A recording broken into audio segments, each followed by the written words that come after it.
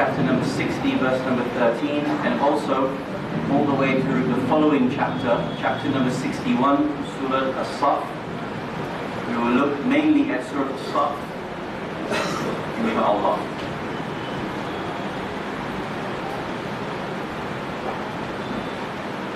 أعوذ بالله من الشيطان الرجيم.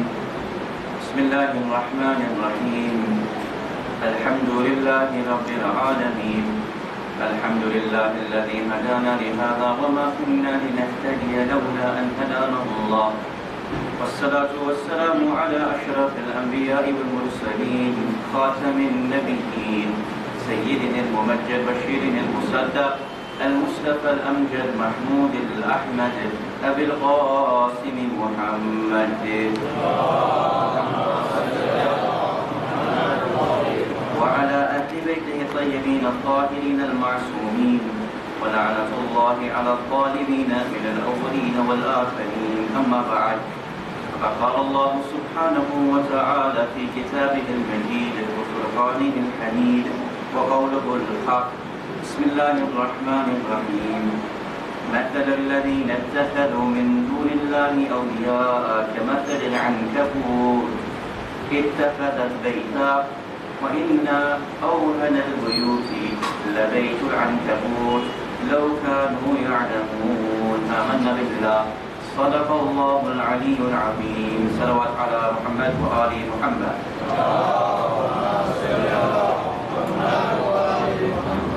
Awaited Savior of humanity, Imam al-Mahdi alayhi salam, my respected elders, brothers and sisters, Assalamu alaikum jami'an wa rahmatullahi wa barakatuh.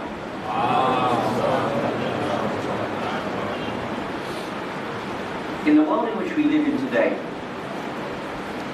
we are certainly in need of every type of heritage that comes from the ideals of Islam in order to create a renaissance within the world today. And there is no better tool for that than the movement of Karbala, heralded for us at the hands of the master of the martyrs, Abu Abdullah al-Hussein, salawatullah wa salamuhu alayhi.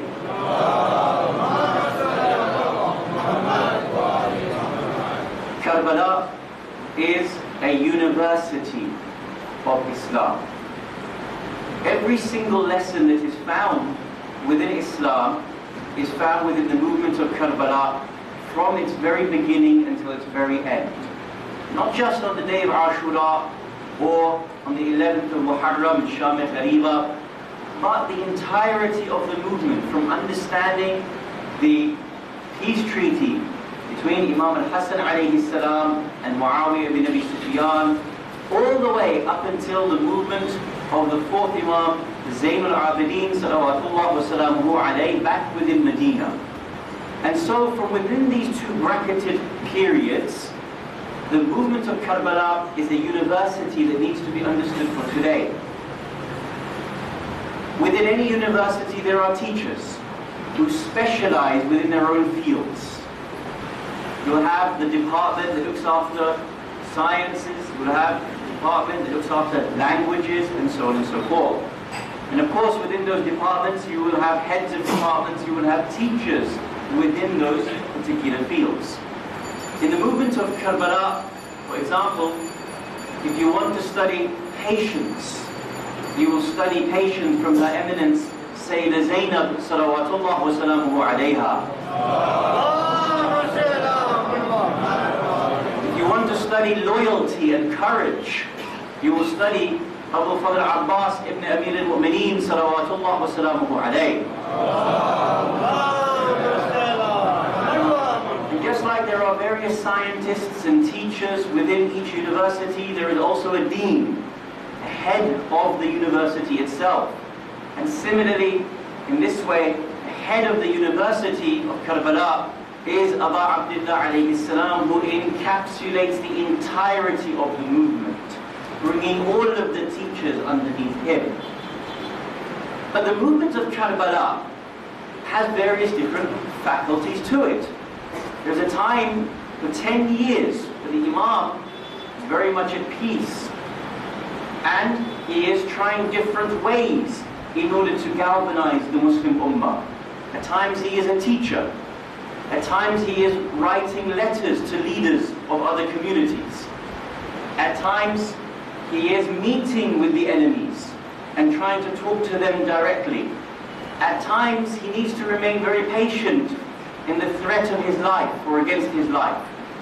And when certain times come together, when his life is under threat, and when the entire Muslim Ummah is calling upon Imam alayhi salam in order to rise, you will see that the Imam now departs Medina, departs Mecca as well, on the mission of rising and bringing about a movement that would end up in encapsulating and giving his own life. What we see from this is that the Imam alayhi salam is very intelligent in understanding the circumstances around him, which tactics he employs, which circumstances he needs to move into, and ultimately the direction in which he takes at that particular time. But what subsumes all of these different elements to his overriding movement is that at all times Imam alayhi salam was active for justice. It may be that he was a teacher of 10, hundreds, thousands of students. It may have been that he was writing the letters to different leaders. It may have been that he had to move from one city to another to get his message across, from Medina to Mecca. It may have been that he had to break what was appearing to be the law at the time in order to bring about his revolution. But there was never a time in which Imam Hussein alayhi salam was inactive or he was passive in the face of injustice. This evening, inshallah, what we want to talk about are the principles and the goals of justice and the goals of activism in Islam. The principles and the goals of activism in Islam. When we say today that the world is much in need of a renaissance, this is because, arguably, the world has never been at such a dangerous position as to the world in which we live in today. We are the first community in the history of mankind, which goes back hundreds of thousands of years. We are the first community in the history of mankind, by virtue of the practices that we do, we are active towards our own self-destruction. Think about this. Is there any other community in the history of mankind, or in the history of the animal kingdom, or in the history of any sentient being that actively seeks to destroy its own planet, its own existence, its own natural habitat? Do the ants do it? Do the monkeys do it? Do the jellyfish do it? Do the dolphins do it? No. Human beings have reached the unenviable pedestal of being the creatures of God that now are capable and are en route to utterly destroying their own habitat, making our world partially inhabitable. That should come as a shock for humankind if you don't already know it. And I'm sure many of you do know it subconsciously, if not consciously. We now have weapons of mass destruction that are so powerful that can destroy entire countries. Just one bomb can destroy an entire country in itself. Not a city, a country. Through global warming and the way in which we have accelerated the change within climate, it is predicted that within the next 30 years, the state of our world and natural habitat will have been shifted so badly that parts of this world will not be livable upon anymore. It will be because the soil has degraded so badly, we cannot grow anything from it. It will be because of the rising tides that certain low-lying lands will be submerged underneath water. It will be because of the constant change in climate and the powerful movements in the atmosphere that will destroy certain parts of land. And so we will have gone past an irreparable state in our own existence.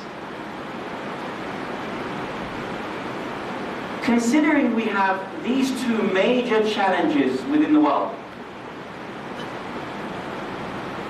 the nuclear and biological arsenal at the hands of a dozen states, the continuous global warming that is already upon us and getting worse, one would think that activism and trying to bring about a just order within society would be at the forefront of our agenda today. Imagine Imam al-Hussein alayhi salam walks in and he says, I want to rise. What would be the most urgent topic in his mind? You know, it's amazing the way in which Muslims, and especially Shia, think today. Muharram comes round, the arguments are always about tatbir. Muharram comes round, the argument is about Shaykh Qasim alayhi salam. Arguing. Shahr Ramadan comes round, arguing over Taraweeh, arguing over moon sighting. I'm not saying these discussions aren't important. We talked about priorities. We stated that the utmost goal of the Sharia is to save human life, is to protect the intellect, is to become a just society.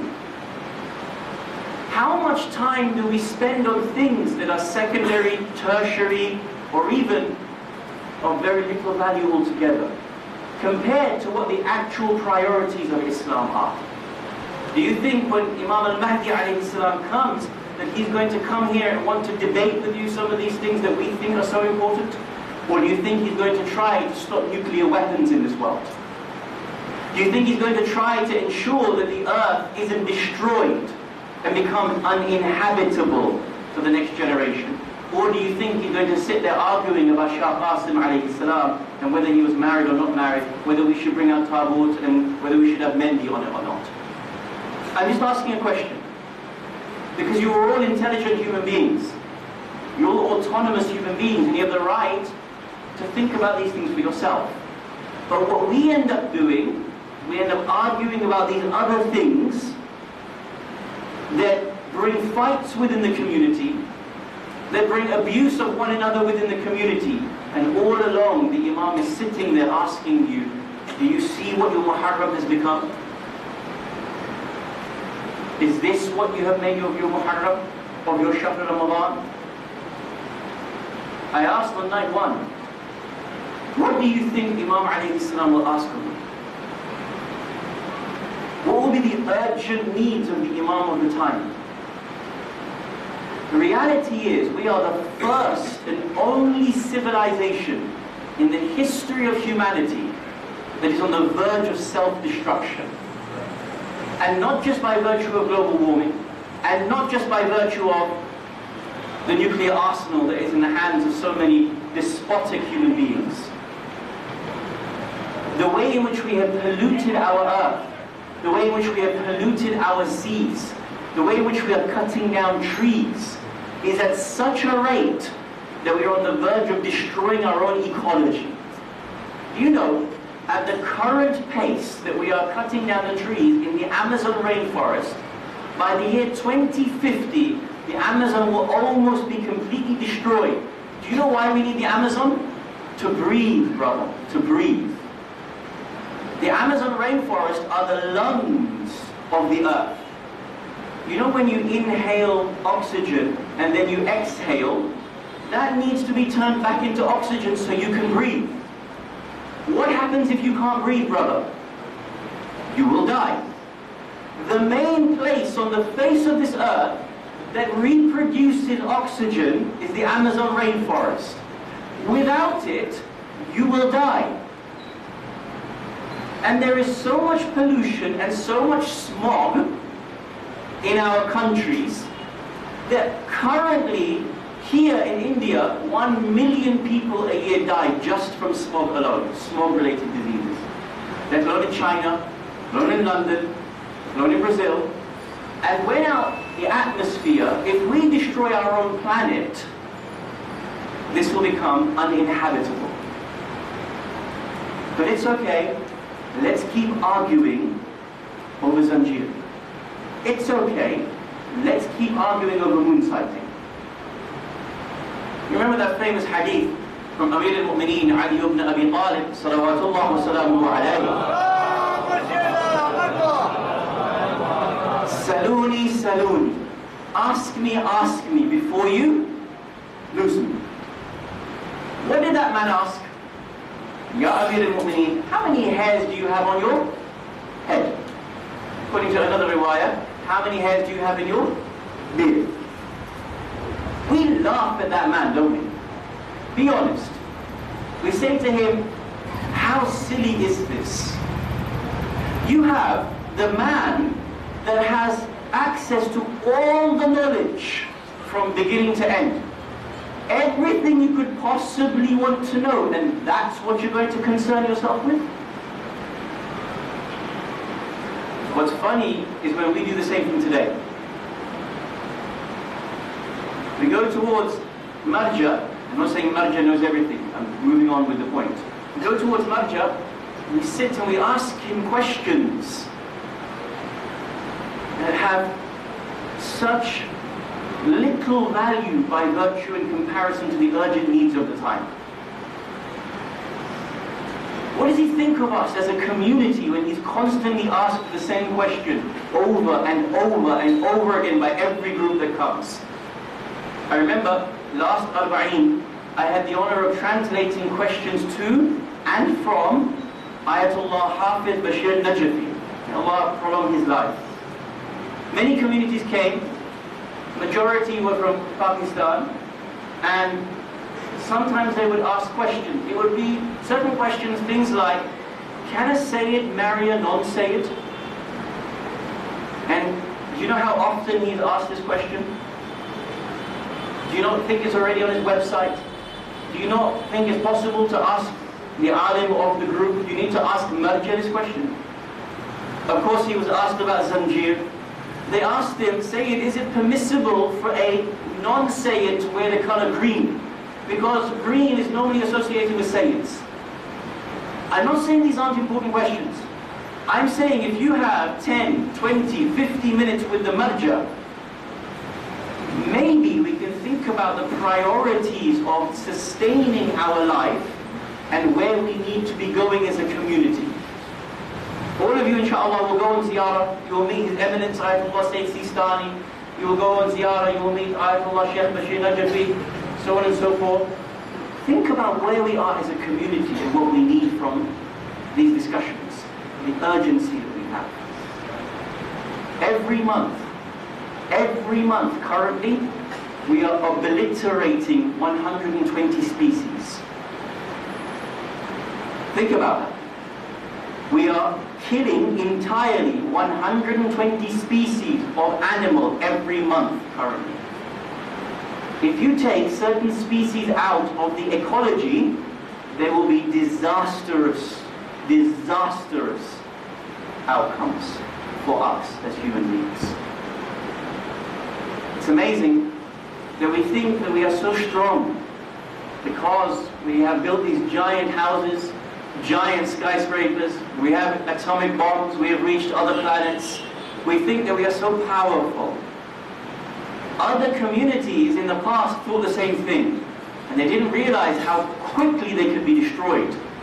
The stories of Hud and Salih, salamullahi alayhima, these two great prophets, are all about the arrogance of people and the destruction of their own civilizations. Story, Prophet Hud alayhi salam, was that when they lived in their houses, they said that God couldn't destroy them. Allah destroyed them.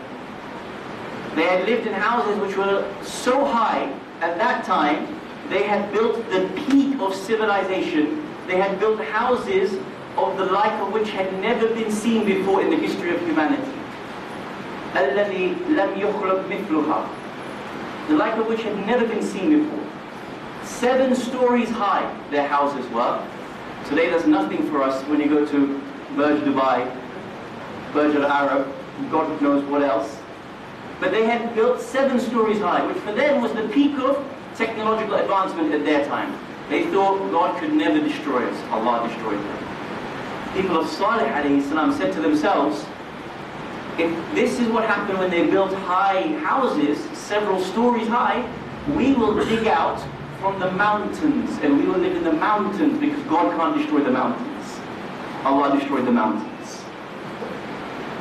Now here, this is amazing because every Shahr Ramadan, on the 23rd of Shahr Ramadan, we recite the verses of Allah subhanahu wa ta'ala that warn us how susceptible we are when we think we are strong and our civilization is moving forward to be so powerful. The reality is we are weak. Allah subhanahu wa ta'ala says, Bismillah ar-Rahman ar-Rahim, مَثَلُ الَّذِينَ اتَّخَذُوا مِن دُونِ اللَّهِ أَوْلِيَاءَ كَمَثَلِ الْعَنكَبُوتِ.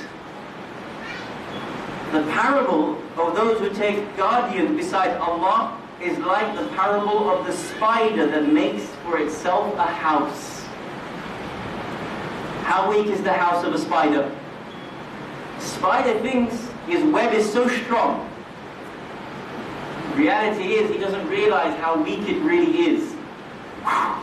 Even that can destroy it.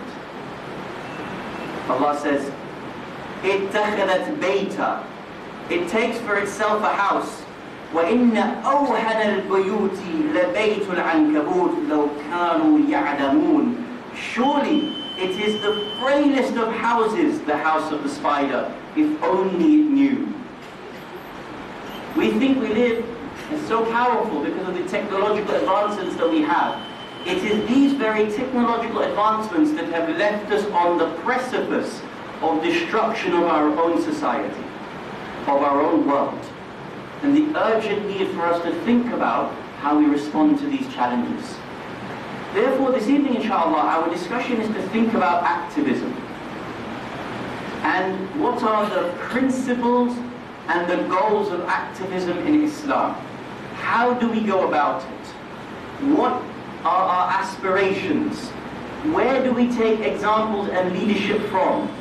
And ultimately, where are the places that we need to start, inshallah? In light of this, inshallah, the questions that we want to raise about this need to be understanding the challenges that are in front of us. Activism is to have a concern and a sense of responsibility as a citizen and as a human being for this world. To be patriotic for the land that we live in. To concern ourselves with what is happening in our own land. And to be active for the sake of justice and harmony within our own world. The problem we have today is that we have been so divided and so much power has been taken away from the human being that we are faced with so much division and hatred for the other human being that we spend our time arguing with each other as opposed to trying to bring about liberation and justice for the other person. This is the first problem. The second problem is that we have been reduced in power, whereby now the human being and the collective almost has no power. The reality is the power remains with government, power remains with corporation, the power remains with lobbyists, the power remains with other than the collective society. And so there is an imbalance when there are 7.2 billion people on this planet, but they do not have collective power amongst themselves to change anything. Think about this very carefully, about the structure of society. We mentioned, for example, Barack Obama has killed 800 civilians, women and children, in drone strikes. If I was to kill 800 people, what would happen to me? We stated President Trump has killed more than 2,000 people in drone strikes. Civilians, not what they assume to be terrorist targets. Civilians, women and children. The leader of Burma, she has overseen the killing of thousands, the rape and the murder of thousands. I have seen videos of the worst kind that I can't even describe on this pulpit. Maybe you have seen them as well, from what is happening in Burma. The most people can do is ask for her to give up her Nobel Peace Prize. People are petitioning. We want her to give up her Nobel Peace Prize. Humanity has failed in its structure when we can state categorically that there is an ethnic cleansing of any society, but of fellow Muslims, in a land so close to our own, but its leader and overseer of it, we can't even bring them to stand trial in a court of human rights. Surely it tells you that the structure of society is so wrong when 7.2 billion people in this world are so powerless to be able to bring about change within their own society. As a result, we have no concerted effort, concerted together effort to bring about changes within our society. We're too divided, fighting each other over small, petty things, to think about the reality of our own existences. What happens is, I end up fighting, and the reality is we need to think beyond nationalism, beyond culture, beyond religion, beyond dogma, beyond creed, beyond sect, beyond madhab, in order to bring our people together for the safety and security of humanity at large. These are the goals that we have. In history, scholars have asked very important questions about the goals of activism and the goals of a just society. For example, in the Enlightenment period, one of the biggest discussions was this question: how do you bring about perpetual peace? Just this question. I'm asking the question, what is Islam's view on how to bring about perpetual peace? Where are our books? Where is our leadership writing on these things today to bring about justice within the world? They asked 200 years ago, what are the laws about humanitarian intervention? When we see a war taking place and a genocide taking place, are we permitted to intervene or not? What are the ways in which we intervene? What are the boundaries? They discussed these things 200 years ago. I am asking you a simple question. Where are our texts on these issues? 200 years ago, they started asking the question, is the source of justice a struggle between class systems, the rich and the poor? Even in Christianity they had these discussions, which is called Christian liberation theory, which stated that the whole of Christianity is there to liberate the poor from the clutches of the rich and powerful. I'm asking a question, does Islam agree with this or it doesn't agree with this? Because these are central questions that end up governing our thought process. What happened in the 60s was that Marxism and communism hit the Shia world so much that our Marajid started to write books responding to these issues. Shaykh Muhammad Baqir al-Sadr, rahmatullahi ta'ala alayhi, started writing books. Our philosophy, our economics, our politics. Shaykh al-Tahari started writing books. Sayyid Taban Tabai started writing books. I am asking a simple question. Where are those books and guidances for today in accordance with the challenges of our time? Because without them, we will fall behind. We won't know how to respond to the challenges that we have today.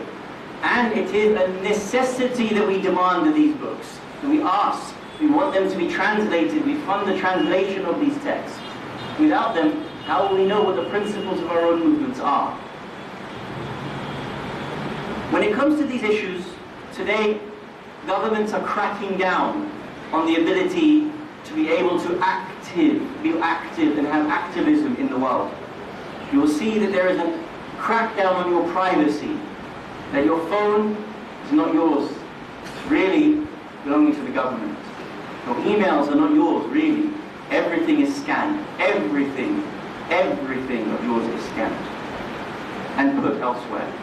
It's very rare that you have something that is really yours when it comes to technology. The more that you search, the more that you look at, the more is available for others to be able to see where you are going. Most of this data is sold to companies so that they can use this for data mining, so they can then sell back to you products based upon who you are and what your thought process is. Free speech is being cracked down upon. Today in the United States of America, a black person or a white person who wants to kneel down against murder, against white supremacy, the President of the United States thinks that person should be fired from their job. I thought that you believed in free speech. Which one is it?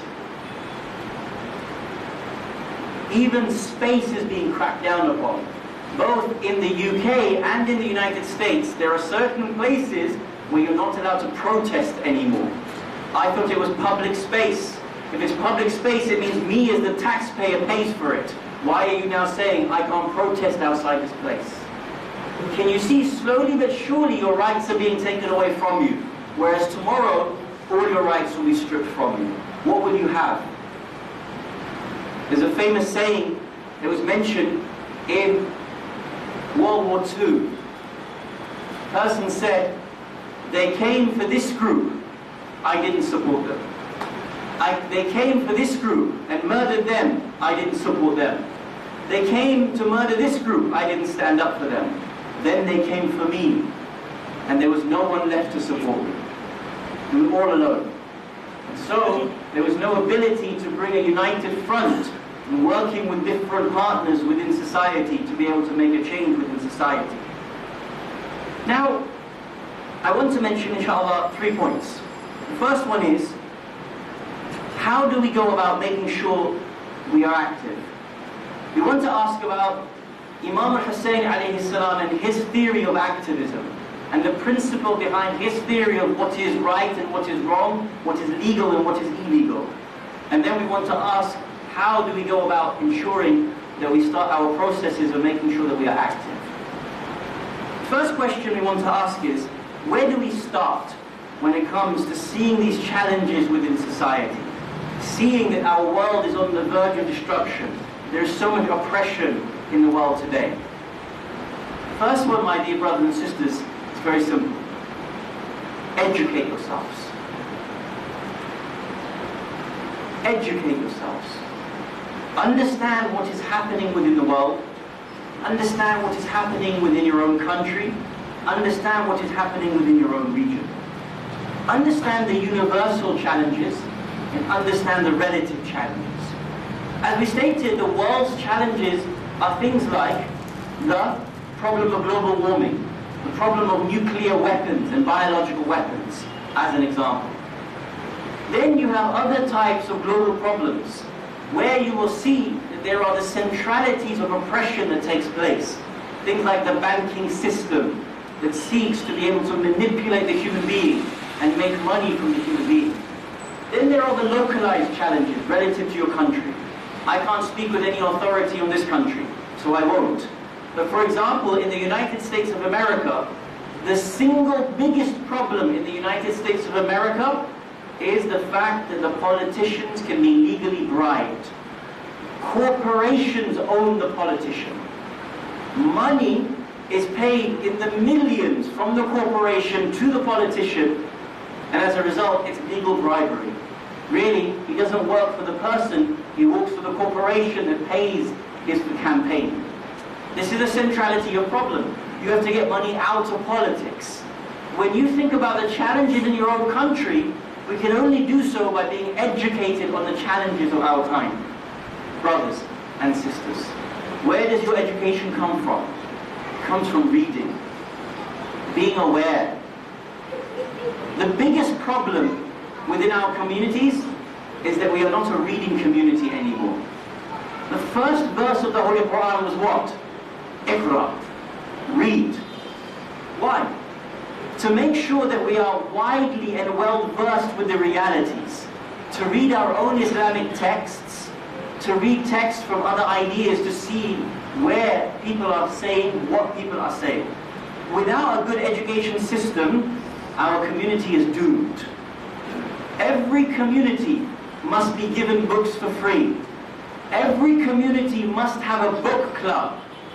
Every community and parents should be encouraging their children to read on a daily basis for half an hour, for an hour. His Eminence, Ayatollah Sayyid Ali Khamenei, had a statement recently, and he's published a new book 2 months ago called The Family. And in it, in his statement, he says, my entire family has a culture that we always go to sleep reading. We fall asleep reading. He says if you were to look in every room in our house, in our bedroom, by our pillow is a book. Before we sleep, we end up reading. So the last things that we are thinking about is through educating ourselves of something within this world. You wouldn't believe it. Ayatollah Khamenei is well versed in poetry, well versed in Shakespeare, well versed even in fiction, and has an opinion on his favorite fictions. Can you imagine? Marja is talking about English written novels, and he can talk as an authority about different novels.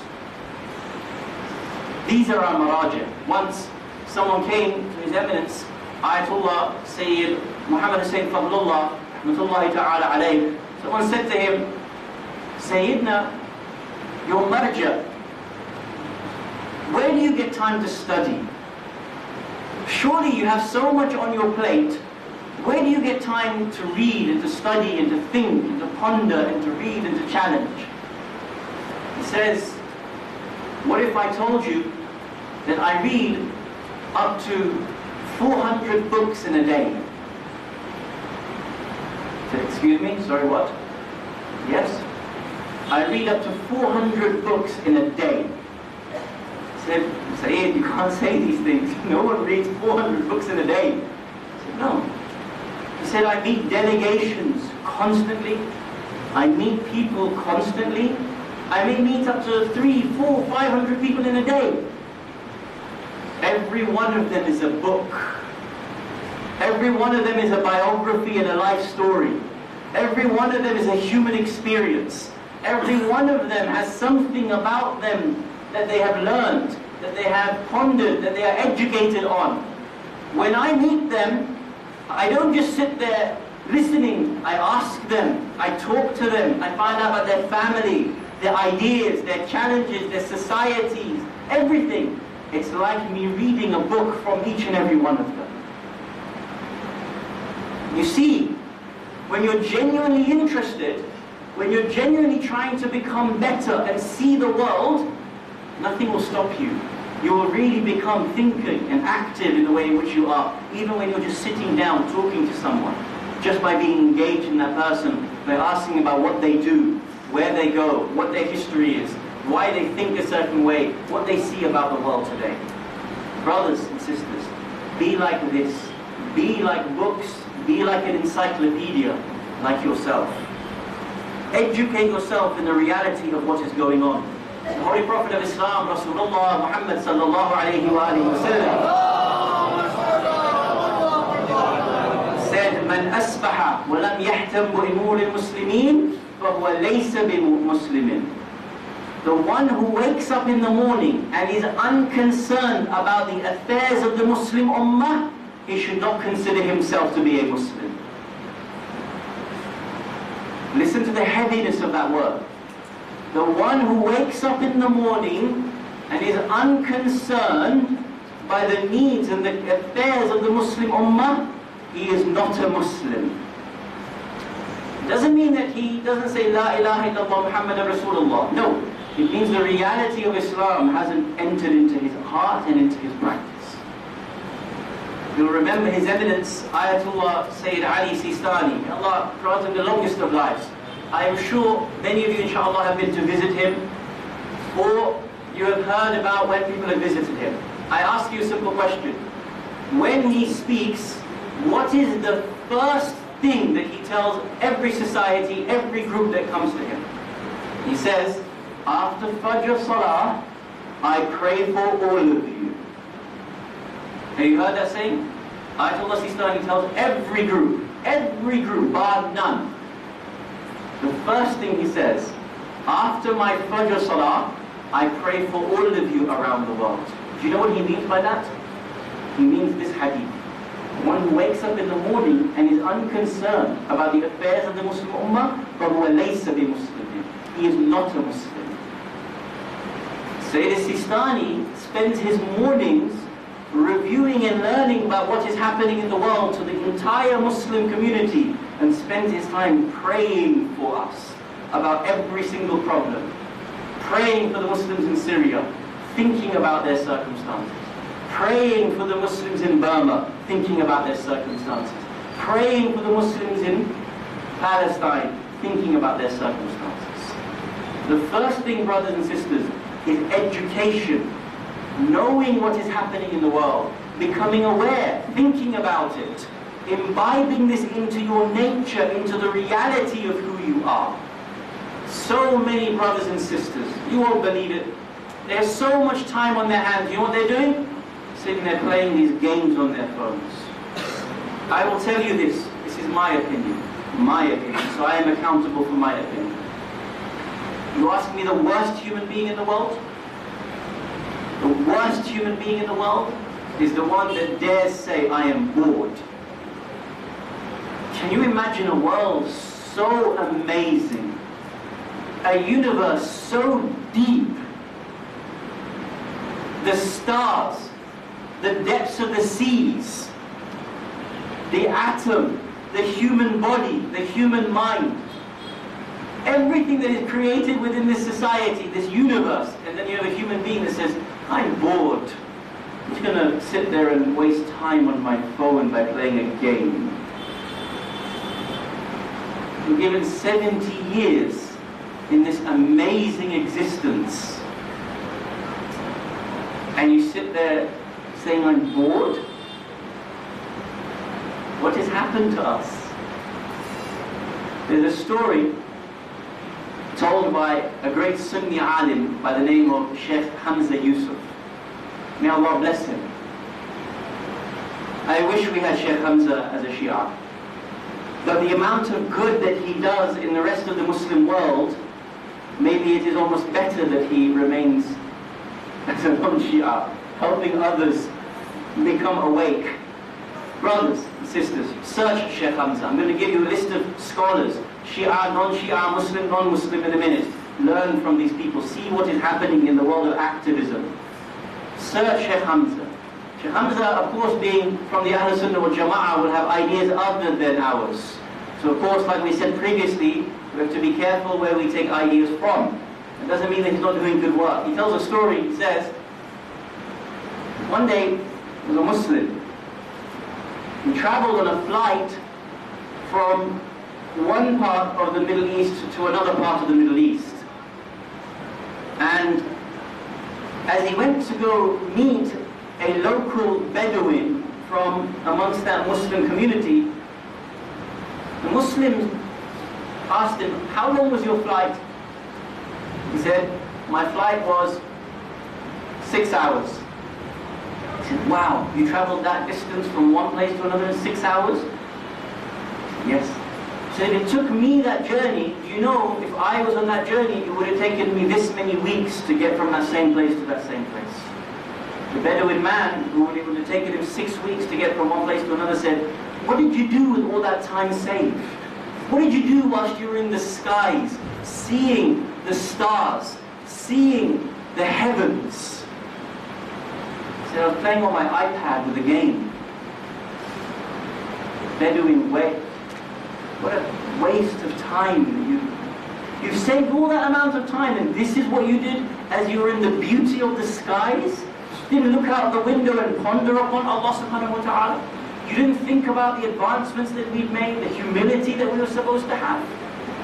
It would have been better if you could not even bother to travel from this place to that place.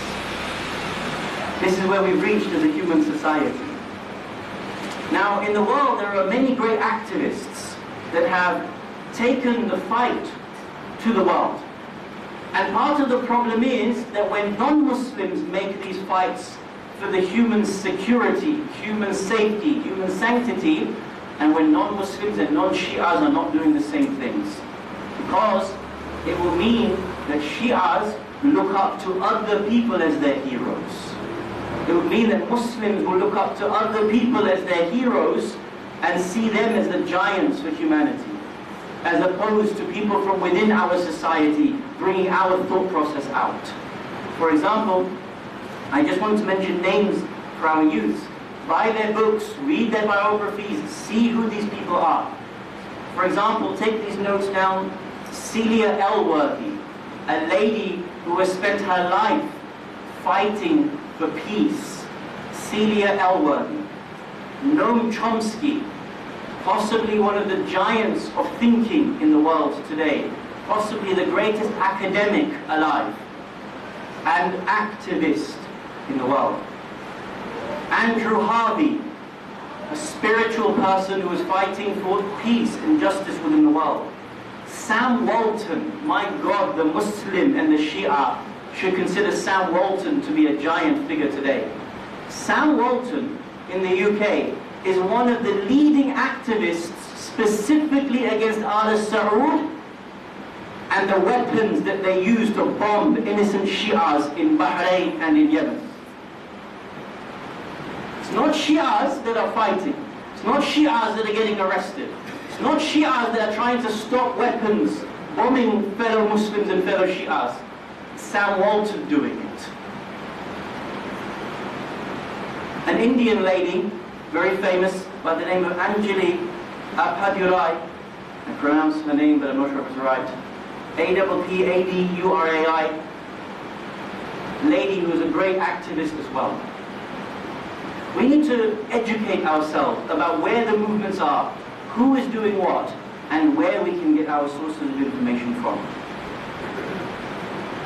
We also need to think about where we are present in this leadership, in this movement. For example, 6 months ago in London, there was a movement to stop weapons of mass destruction. It was led by the leader of the leftist party in the UK by the name of Jeremy Corbyn. Where were the Shia leaders? Where were the Shia Muslims? Why weren't our madrasas taking busloads of youths to be able to participate in that movement? People say that Iran is trying to develop a nuclear weapon.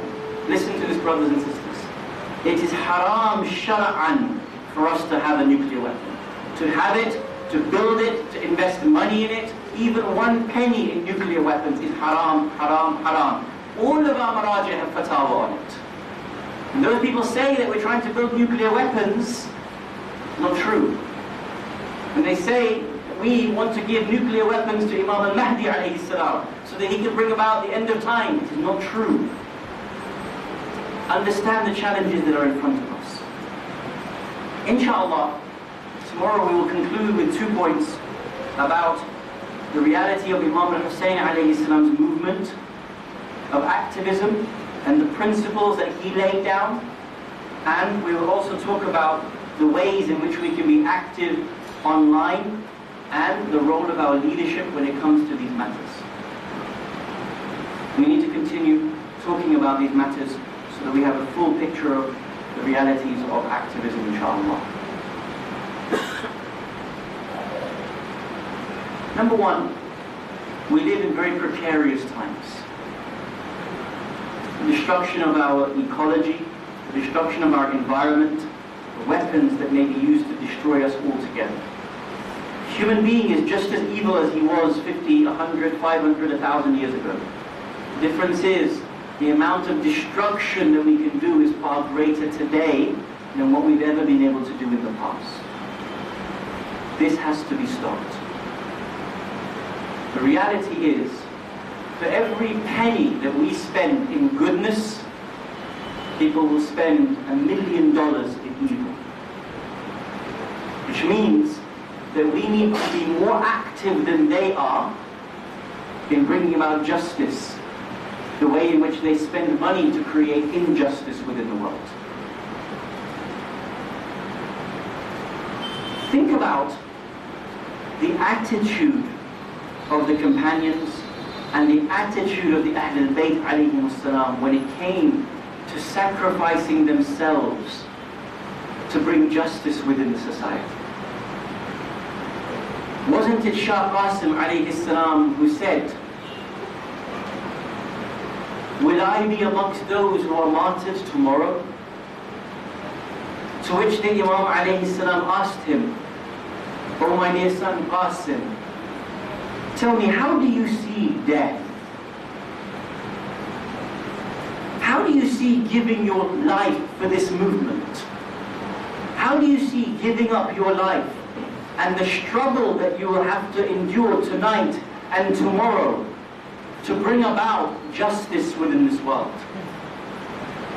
To which Qasim, a boy of maybe 15 years old, had the ma'rifah, the wisdom to be able to respond by saying, "Death to me is sweeter than the taste of honey."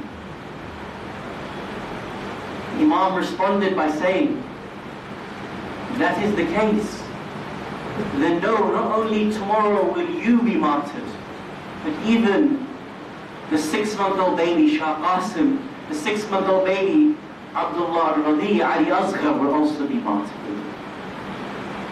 It is then that he points towards Imam al-Baqir alayhi salam and says to his companions, "Do you see this young boy al-Baqir?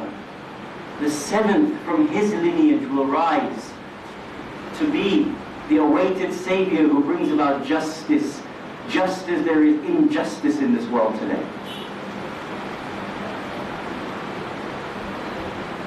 We are told that Shaykh Qasim would see each and every one of the companions and each and every one of his family members going towards the battlefield and not returning. When the companions would go, he would go towards his uncle and say, "Allow me to go. Allow me to enter into the battlefield." He would not be given permission.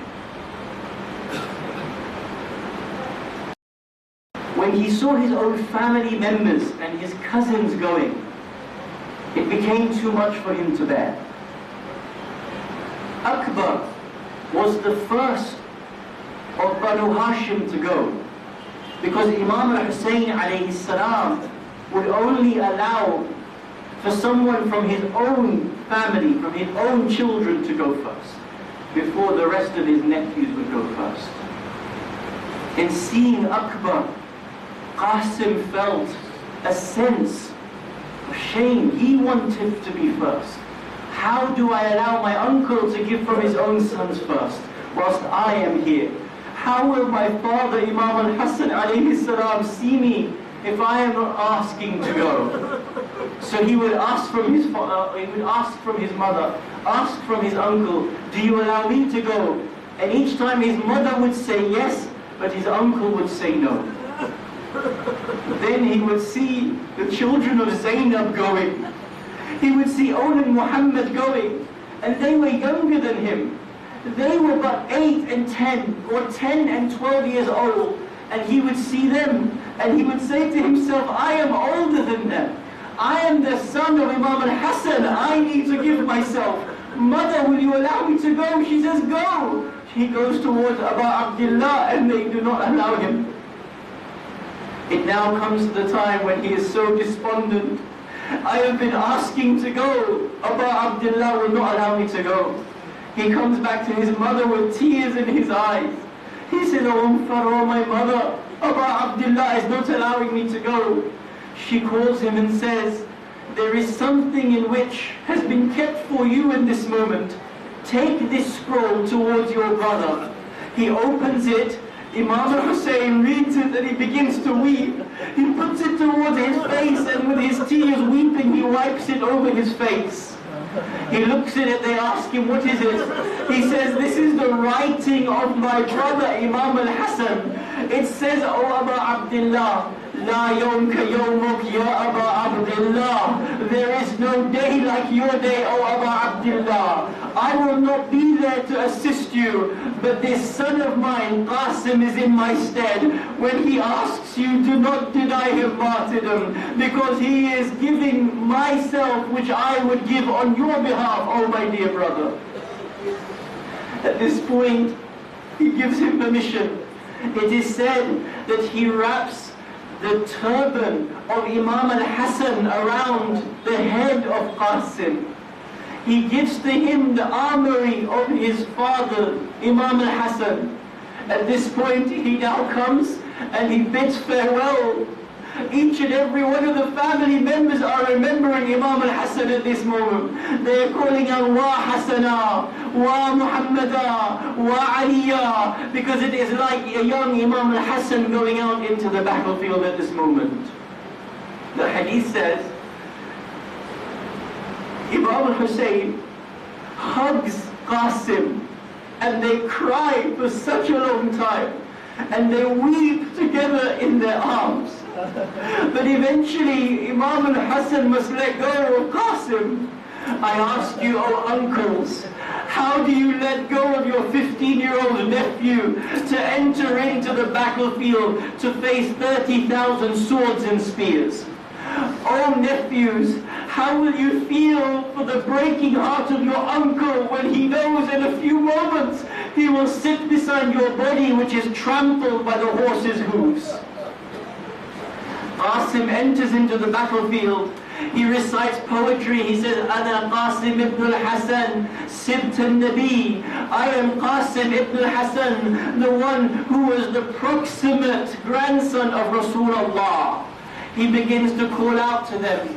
He enters like a lion fighting, killing so many of the enemies. It is said that he is turning round, looking towards Abu Abdullah, asking, oh my uncle, are you proud of me at what I am doing? But it is said that as he is surrounded, they begin to fire and throw at them whatever they can. They throw at him spears, he knocks them with his sword. They throw at him stones, he fights it like a lion. They throw at him arrows. Arrows are being shot at the body of this young 15-year-old boy. But as they come towards him, he continues to strike and continues to hit them. But there is a moment in which it is said that the sandal of Qasim breaks. And as he is fighting, the sandal is uncomfortable for him. He is unable to move properly.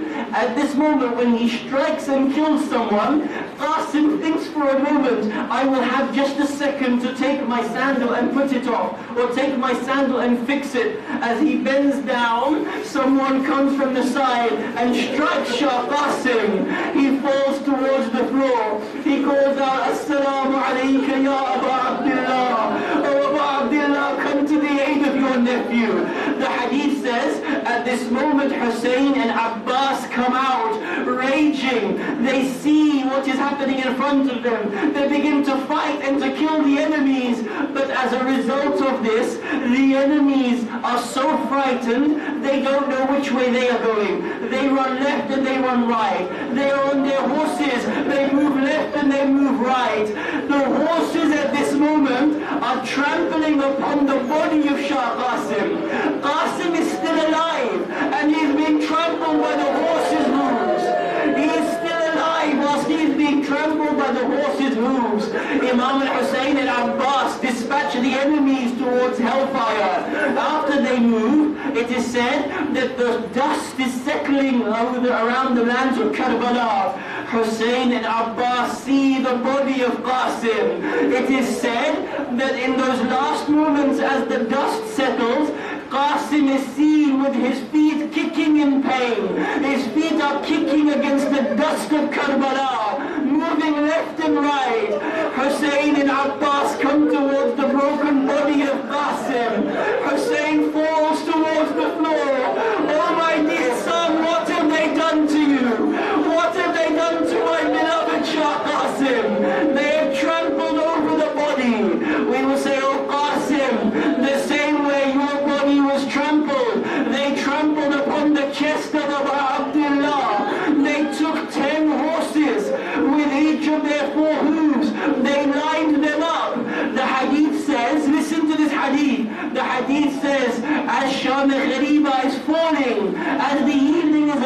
come before the attack. Before the attack, it is said that Imam al-Sajjad is lying on his deathbed, or lying on that bed where he's so unconscious and where he's in the throes of death.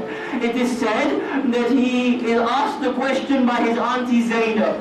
Zainab said, "Oh Sajjad, what is that sound that I hear outside?" It is said Sajjad, with a little bit of strength, he lifts up the corner of the tent. He looks out, he says, "Auntie Zainab, that is the horse's hooves breaking the chest of my father, Abu Abdullah Hussein." The same thing that happened to Abu Abdullah is the same thing that happens to Qasim. He is lying there on the battlefield. They trample him over the horses with the horse's hooves. When the dust settles, Hussein sees the broken body. According to Al-Dhakirin, Imam al-Hussein, he takes his abba, and with it he lifts up parts of the body of Qasim. It takes him back towards the tent.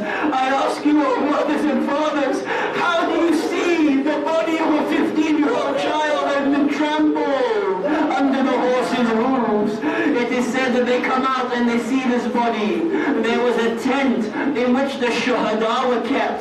The hadith says Imam al-Hussein took that body into the tent and placed the body of Qasim next to the body of Akbar. Imam al-Hussein sits down between the two bodies. He places one hand on the body of his broken chest of his son Akbar. He places another hand upon the broken body of Qasim. He raises his head towards the sky and he says, "Oh Lord, bear witness that they have taken my two sons. Bear witness what they have done to my two beloved children, Qasim and Akbar." ألا لعنة الله على القوم الظالمين وسيعلم الذين ظلموا أي منقلب ينقلبون إنا لله وإنا إليه راجعون. Please raise your hands, let's join each other in dua. We ask Allah subhanahu wa ta'ala to hasten the appearance of Imam al-Mahdi alayhi salam, to allow us to be alongside him at all times in our life and in our death. If we are to pass away from this world before his coming, raise us from our graves so that we partake in the victories of Muhammad and Ali Muhammad. We ask you, Allah, there are many people around the world going through such desperate times, those people in a state of war, poverty, oppression, homelessness, disease and natural disaster. Ya Allah, grant them all safety, security and victory for the sake of Muhammad and Ali Muhammad. We ask you, Ya Allah, help us to understand the challenges of our time, to be active in bringing about peace and justice to this world, inshaAllah. Help us to understand from the movement of Imam al-Hussein alayhi salam, and in the final moments of our life, we die in the love of Muhammad and Ali Muhammad. Assalamu alaikum jami'an wa rahmatullahi wa barakatuh. In honor of Shah Qasim, let us recite one loud salawat ala Muhammad wa Ali Muhammad.